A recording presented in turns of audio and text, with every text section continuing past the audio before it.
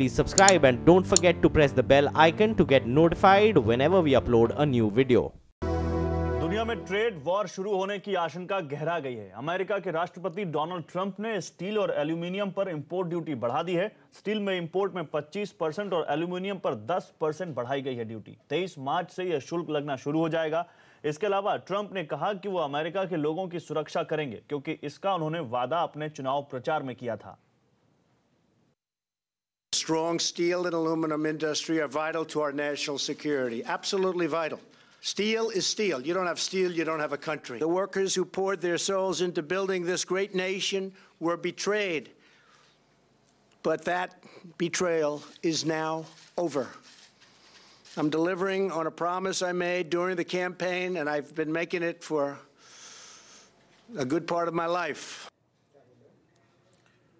वही भारत के इंडस्ट्रियलिस्ट भी अब अमेरिका की तरह देश में बाहर से आने वाले स्टील पर ड्यूटी लगाने की मांग करने लगे। JSW स्टील के चेयरमैन सज्जन जिंदल ने ट्वीट करके कहा है कि चीन में स्टील का 15% सरप्लस उत्पादन होता है, जिससे वो दुनिया भर में स्टील इंडस्ट्री को बाधित करता है। जो अमेरिका ने किया है वो भारत सरकार को भी करना चाहिए, बल्कि स्टील को सभी FTA से अलग रखना चाहिए। भारत में इंपोर्ट ड्यूटी से एक्सपोर्ट प्रभावित नहीं होगा। और इस खबर पर बात करने के लिए मेरे साथ जुड़ रहे हैं मेरे सहयोगी नीरज वाजपेयी। नीरज जी, डोनाल्ड ट्रंप के इस कदम का भारत पर क्या असर पड़ेगा? देखिए, भारत या दूसरे देशों के लिए इस पर बहुत सीधा असर पड़ेगा, नेगेटिव असर पड़ेगा भारत की कंपनियों के लिए। और ट्रेड वार की शुरुआत कर दी है ट्रंप ने। इसीलिए आज चीन ने अपनी तरफ से जब बयान दिया तो उसने कहा ये पूरी दुनिया के ट्रेड पर एक अटैक, एक हमला कर दिया गया है। दरअसल अमेरिका अपनी कंपनियों को प्रोटेक्ट करना चाहता है, इसलिए उसने बहुत हैवी ड्यूटी लगाई है स्टील और एल्यूमिनियम पे, क्योंकि उसके यहाँ सबसे ज़्यादा ये भेजा जाता है। अब इसका असर ये होगा कि जो भारत की कंपनियां हैं उनको अपने मार्केट में यानी भारत के अंदर दिक्कत होगी। कैसे होगी कि चीन के पास बहुत एक्सेस प्रोडक्शन है, कोरिया में बहुत एक्सेस प्रोडक्शन होता है, वो माल भारत में डंप होगा।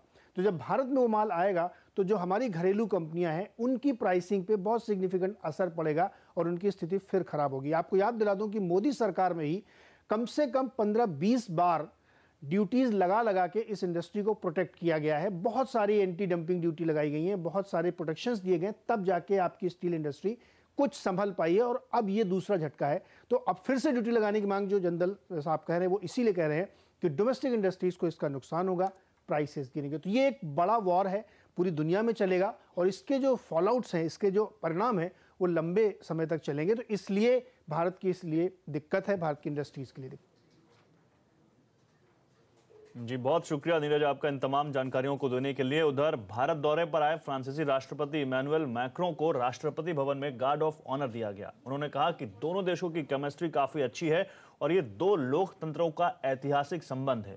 इससे पहले कल देर रात विमान से उतरने के बाद प्रधानमंत्री नरेंद्र मोदी ने गले लगाकर उनका स्वागत किया। सोमवार को वे प्रधानमंत्री नरेंद्र मोदी के साथ उनके संसदीय क्षेत्र वाराणसी भी जाएंगे, जहां उत्तर प्रदेश सरकार और वाराणसी प्रशासन जोर शोर से उनके स्वागत की तैयारियों में जुटे हुए हैं। सभी घाटों की साफ सफाई की जा रही है। खुद प्रदेश के मुख्यमंत्री योगी आदित्यनाथ कल तैयारियों का जायजा लेने वाराणसी पहुंचे थे। खबर है कि प्रधानमंत्री और फ्रांस के राष्ट्रपति वाराणसी के 80 घाट से दशाश्वमेध घाट तक नौका विहार भी करेंगे। इसे मोदी की बोटिंग डिप्लोमेसी के तौर पर भी देखा जा रहा है।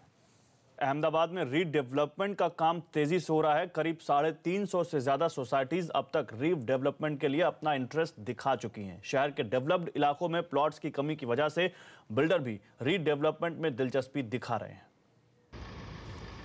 अहमदाबाद से सटे अंबावाड़ी या पालडी जैसे डेवलप इलाकों में कम ही खाली प्लॉट बचे हैं। ऊपर से रेरा और GST की वजह से रियल एस्टेट सेक्टर के अच्छे दिन नहीं चल रहे। मंदी के इस दौर में अहमदाबाद के बिल्डर्स के लिए एक आशा की किरण जगी है और वो है रीडेवलपमेंट। अहमदाबाद की करीब 350 से ज्यादा सोसाइटी रीडेवलपमेंट के लिए बिल्डर्स को अपना इंटरेस्ट जता चुकी हैं। हमारे यहाँ 350 से ऊपर के रिस्पॉन्सेज है एंड डेवलपर को इंटरेस्ट पड़ रहा है। उसका कारण यही है कि सिटी के अंदर आज प्लॉट की अवेलेबिलिटी कम है। दरअसल रीडेवलपमेंट के काम में बिल्डर्स को नए प्लॉट के मुकाबले आधा ही निवेश करना पड़ता है।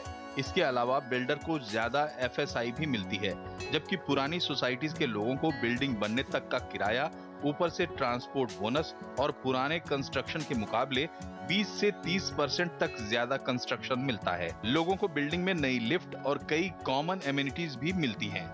मेंबर्स जो हैं उनको 1 बेडरूम बड़ा फ्लैट, 2 बेडरूम वाले को 3 बेडरूम मिल रहा है, 1 बेडरूम वाले को 2 बेडरूम मिल रहा है। 2 साल उनको अपने घर से वो जेब से पैसा नहीं निकालना पड़ता है। जो बिल्डिंग नया बना जिसकी हाइट बढ़ रही है तो उसकी कॉस्ट ज़्यादा आएगी, लिफ्ट की कॉस्ट ऐड होगी, पानी का कॉस्ट ऐड होगा क्योंकि 3 मंजिले की जगह 7 मंजिले चढ़ाना पड़ेगा। वो सारे की वजह से कुछ फंड वो बिल्डर से लेते हैं। अहमदाबाद में करीब 2200 सोसाइटीज़ ऐसी है जो 25 साल से भी अधिक पुरानी है। अगर इन सभी का रीडेवलपमेंट तेज़ी से करना है तो इसके लिए सरकार को आगे आना होगा और जैसे महाराष्ट्र में रीडेवलपमेंट के लिए खास पॉलिसी बनाई है, उसी तर्ज पर गुजरात में भी इस तरह की पॉलिसी हो ताकि आसानी से रीडेवलपमेंट हो सके। मनीष देसाई, अहमदाबाद। उधर फूड रेगुलेटर FSSAI आपकी सेहत के लिए एक और पहल करने जा रहा है। जल्द ही खाने के तेल में ट्रांस फैट की मात्रा और कम कर दी जाएगी। ट्रांस फैट का ज्यादा इस्तेमाल आपकी सेहत के लिए हानिकारक होता है। आखिर ये है क्या और आपकी सेहत को कैसे प्रभावित करता है, आइए जानते हैं। FSSAI वनस्पति तेलों में मौजूद ट्रांस फैट की मात्रा को 5% से घटाकर 2% करने जा रहा है। इसके लिए FSSAI ने तेल बनाने वाली कंपनियों से बात भी शुरू कर दी है। ट्रांस फैट से सेहत पर पड़ने वाले नेगेटिव असर की वजह से ऐसा किया जा रहा है। दुनिया में अलग अलग देशों में हुई मेडिकल स्टडी से साबित हुआ है कि ट्रांस फैट का जरूरत से ज्यादा इस्तेमाल सेहत के लिए खतरनाक है। ट्रांस फैट शरीर में बैड कोलेस्ट्रॉल लेवल को बढ़ाता है और गुड कोलेस्ट्रॉल लेवल को कम कर देता है। इसलिए इसके ज्यादा इस्तेमाल से दिल की बीमारी और हार्ट स्ट्रोक का खतरा काफी बढ़ जाता है। ट्रांस फैट के ज्यादा इस्तेमाल से टाइप 2 डायबिटीज का खतरा 40% तक बढ़ जाता है। साथ ही इंसुलिन और ग्लूकोज फंक्शन पर भी बुरा असर पड़ता है। वनस्पति बनाने वाली कंपनियों का कहना है कि वो सरकार के साथ हैं, लेकिन उन्हें और वक्त चाहिए। We Vanaspati manufacturers of the country are committed to bring down the trans content in our products to ensure safe and healthier products to our customers. At the same time, we are upgrading the manufacturing technology to bring this further. दुनिया के कई विकसित देशों ने trans fat पर पूरी तरह से रोक लगा दी है। भारत में भी पिछले साल इसकी सीमा 10% से कम करके 5% कर दी गई थी। अब इसके 2% होने के बाद उम्मीद है कि लाइफस्टाइल बीमारियों पर थोड़ी लगाम लगेगी। रोहन सिंह, दिल्ली। तो इस बुलेटिन में इतना ही, लेकिन खबरों पर लगातार अपडेट के लिए CNBC आवाज से जुड़े रहिए ट्विटर, फेसबुक और यूट्यूब के जरिए। नमस्कार।